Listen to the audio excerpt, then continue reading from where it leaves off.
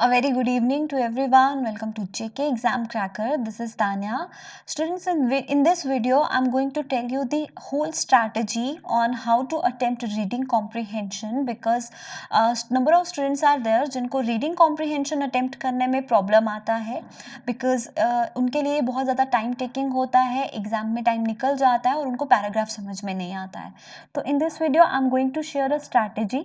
वो ये स्ट्रैटेजी उन स्टूडेंट्स के लिए भी बहुत हेल्पफुल है जो रीडिंग कॉम्प्रिहेंशन में प्रोफिशिएंट हैं, जिनकी रीडिंग स्किल्स अच्छे हैं, वो एक्यूरेसी के साथ रीडिंग कॉम्प्रिहेंशन अटेम्प्ट कर सकते हैं, और उन स्टूडेंट्स के लिए भी है जिनको रीडिंग कॉम्प्रिहेंशन अटेम्प्ट करने में प्रॉब्लम आता है. अभी मैं आपको बताऊंगी how to attempt reading comprehension with accuracy.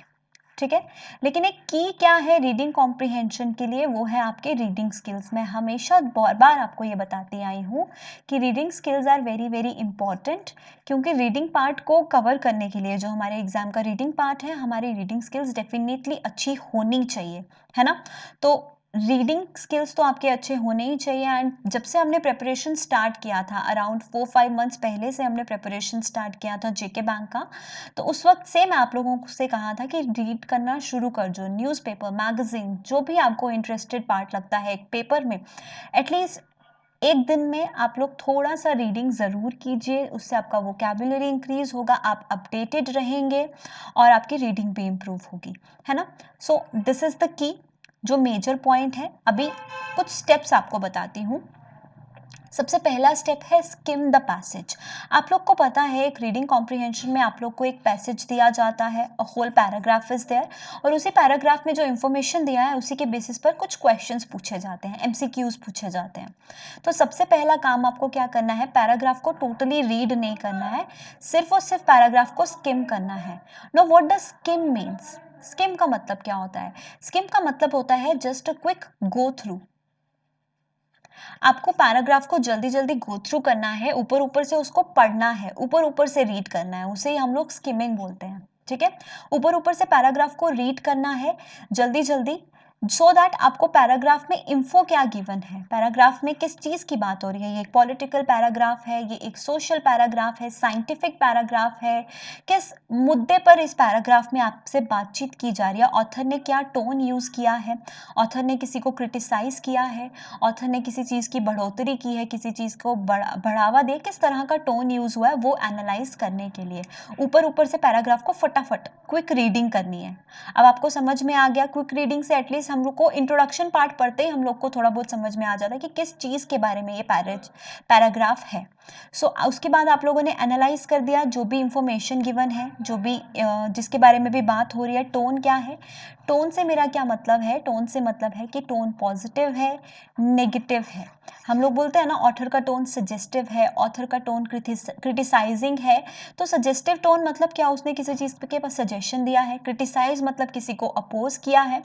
Positive tone है, पॉजिटिव टोन से कहने का मतलब कि किसी चीज़ के बारे में अच्छा बोला है, या फिर किसी चीज़ को क्रिटिसाइज किया है, किसी चीज़ के बारे में नेगेटिव बोला है.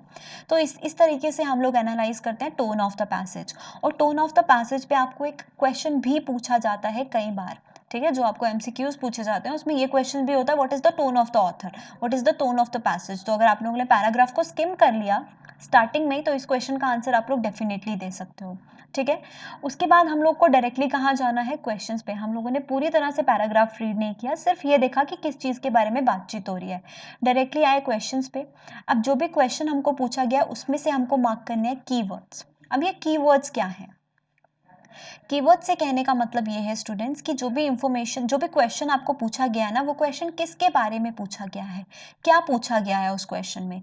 तो जिसके भी बारे में पूछा गया है वही आपका कीवर्ड होगा, क्योंकि जिसके बारे में भी क्वेश्चन में पूछा गया है डेफिनेटली वो पैराग्राफ में होने वाला है.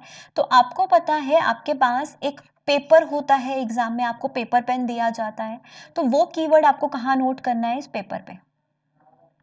ठीक है, वो कीवर्ड आपको इस पेपर पे नोट करना है, सो दैट आप वो भूल ना जाएं. एक बार नोट कर लिया, डायरेक्टली जाओ वापस कहाँ पर, पैसेज पे locate the word on the passage पे उसको लोकेट करो, जो इन्फॉर्मेशन उसके बारे में गिवन है वो रीड करो, जो आपका क्वेश्चन है उससे रिलेट करो और डेफिनेटली आपका क्वेश्चन विद एक्यूरेसी आप लोग आंसर कर सकते हो, क्योंकि जो वर्ड आपको पूछा गया है उसके बारे में अगर आपने इन्फॉर्मेशन पैसेज में से निकाल लिया तो बाहर से तो कुछ पूछेगा नहीं ना, तो ऑप्शन से आप लोग इजीली एलिमिनेट कर सकते हो। ठीक है, हर क्वेश्चन में आपको ऐसा ही करना है, आपको उसके बाद आपको करेक्ट आंसर ही मिलेगा। ठीक है guys, so this is the whole strategy. हम लोग जानते हैं दैट हम लोग को मैक्सिमम क्वेश्चंस अगर हम लोग लेके चलें तो 8 क्वेश्चंस जो है वो रीडिंग कॉम्प्रिहेंशन से होते ही होते हैं। ठीक है, जिसमें से 2 क्वेश्चन तो आ जाते हैं डायरेक्ट वोकैबुलरी वाले, कि कुछ वर्ड्स आपको पैराग्राफ में से उठाकर दे दिए होते हैं और उनका मीनिंग पूछ लिया होता है या उसका अपोजिट पूछ लिया होता है। तो अगर आपको मीनिंग मालूम है तो डेफिनेटली आपको पैराग्राफ पढ़ने की ज़रूरत ही नहीं है, 2 क्वेश्चंस का आंसर आप लोग एग्जैक्टली दे सकते हो। अगर थोड़ा हिंट चाहिए तो उन्हीं वर्ड्स को आपको पैराग्राफ में लोकेट करना है। बेसिकली जब वोकैबुलरी पूछा जाता है तो वो वाले वर्ड्स ऑलरेडी पैराग्राफ में बोल्ड होते हैं। ठीक है, तो आपको उनको ढूंढने की जरूरत नहीं पड़ती, तो वो वर्ड्स का मीनिंग आप लोग ऐसे भी निकाल सकते हो। एक क्वेश्चन आपको पूछा जाता है टाइटल ऑफ द पैसेज में से या फिर थीम ऑफ द पैसेज में से। एक क्वेश्चन पूछा जाता है टोन ऑफ द ऑथर में से, टोन ऑफ ऑथर और टोन ऑफ द पैसेज। तो टोन तो आप लोग कैसे निकाल सकते हो, स्किम करके ही आपको पता चल जाता है कि ऑथर का टोन क्या है, तो आप लोग डेफिनेटली ये पहले ही आंसर कर सकते हो। टाइटल और थीम में कंफ्यूजन होता है क्योंकि जो ऑप्शंस आपको दिए रहते हैं वो ऑप्शन ऑलमोस्ट सिमिलर होते हैं, है ना। तो अगर आप लोगों को पैराग्राफ पूरे तरीके से समझ में नहीं आया है, जो भी इंफॉर्मेशन अभी तक आप लोगों को प्रॉपरली समझ में नहीं आया है, तो इस क्वेश्चन को आप लोग स्किप कर दीजिए। रादर देन आप लोग नेगेटिव मार्किंग लें, इससे बेटर है कि ये एक क्वेश्चन आप लोग स्किप कर दो। ठीक है, माइनस में भी नहीं जाएंगे आपके मार्क्स। सो ये 3 से 4 क्वेश्चंस तो आपके होने ही वाले होते हैं, बाकी जो इन्फो गिवन होता है पैराग्राफ में उसके बेसिस पर होता है। और वही सेम स्ट्रैटेजी कि क्वेश्चन में जिसके बारे में पूछा है उसको पेन डाउन करो, पेपर पे नोट करो और पैराग्राफ में लोकेट करो।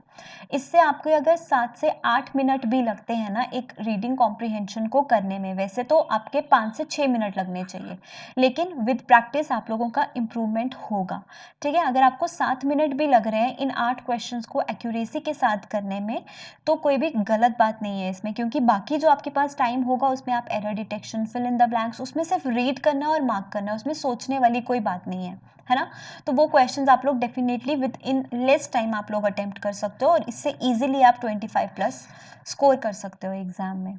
यहाँ पर आप देख रहे हो मैंने पैटर्न्स लिखा है, क्योंकि एक न्यू पैटर्न जो है आजकल फॉलो किया जा रहा है कॉम्पिटिटिव एग्जाम्स में, स्पेशली बैंकिंग एग्जाम्स में, आरसी को लेकर, रीडिंग कॉम्प्रिहेंशन को लेकर। अब जैसे कि हम लोग जानते हैं आईबीपीएस द्वारा हमारा क्वेश्चन पेपर सेट होगा, तो ये पैटर्न भी फॉलो किया जा सकता है। अब वो पैटर्न क्या है कि rather than giving a single paragraph, आपको एक पैराग्राफ को 3-4 पैराग्राफ्स में डिवाइड कर दिया होता है। तो आरसी कैसे दिया होता है, ऐसा पैरा 1, पैरा 2, पैरा 3, पैरा 4, ऐसे करके आपको आरसी दिया जाता है। एक ही पैराग्राफ को 3-4 पैराग्राफ्स में डिवाइड करके दिया होता है। तो ये वाला पैटर्न थोड़ा सा इजी हो जाता है, क्यों, क्योंकि जब आपको क्वेश्चंस पूछे जाते हैं ना, तो क्वेश्चंस डायरेक्टली पूछे जाते हैं, जैसे in para 4 what is this what ever. तो आपको पता है पैरा 4 में से हमको पूछा है, तो हमको डायरेक्टली पैरा 4 ही रीड करना है, हमको बाकी पैराग्राफ को पढ़ना ही नहीं है। सो this is same like finding the keywords. यहाँ हम लोग को कीवर्ड पता है, किसके बारे में पूछा है, वही वर्ड हमको पैराग्राफ में लोकेट करना है। यहाँ पर हम लोग को पैरा बताया गया है, पैराग्राफ में ऑब्वियसली कोई कीवर्ड भी दिया होगा, तो पैरा 4 में हमको वही चीज ढूंढनी है। तो यहाँ से हमारा टाइम भी बच जाता है ना गाइस।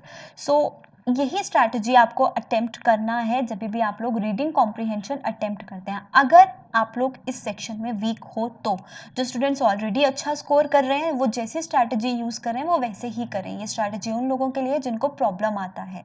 ठीक है guys, so this is the strategy to attempt reading comprehension. इसको ट्राई करके देखो, मुझे कमेंट सेक्शन में बताना अगर इम्प्रूवमेंट हुआ।